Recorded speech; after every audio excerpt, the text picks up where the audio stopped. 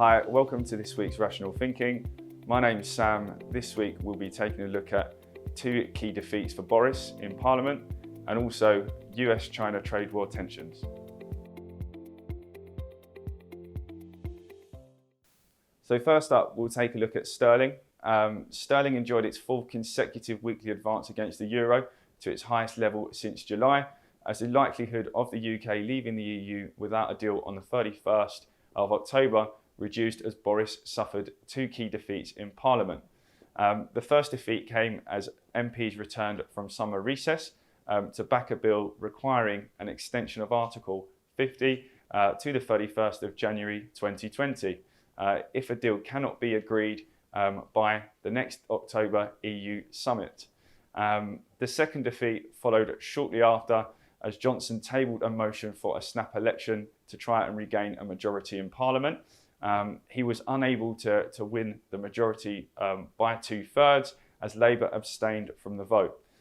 This is very rare for an opposition party to abstain from an election vote. However, leader Jeremy Corbyn felt that Johnson would use this general election to run the clock down for a no-deal Brexit. What does this mean for sterling? On the face of it, an extension of Article 50 is good news for the pound, as the risk of an imminent no-deal Brexit seems to have reduced.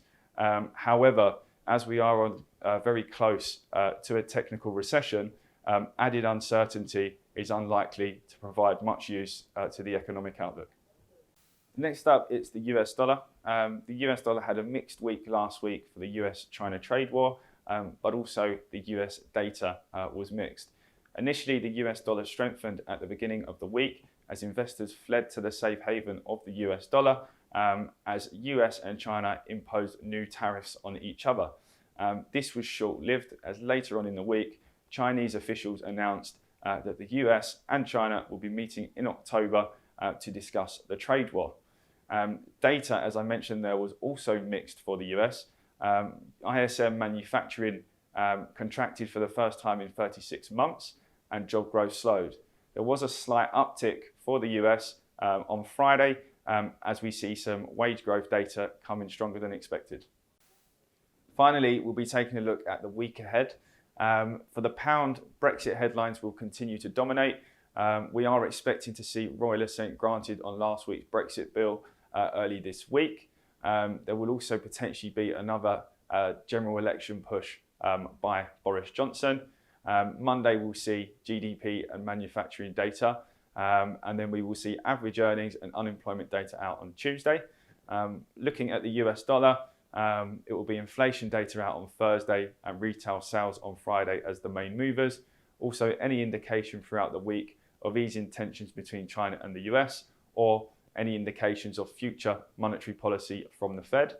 On the euro side, it's a very big week as we will have the ECB interest rate decision due out on Thursday, where the ECB are expected to start cutting interest rates. And that's all from me today, so thank you for joining me with Rational Thinking. If you do have any future currency requirements, please feel free to get in touch where someone will be on hand to assist.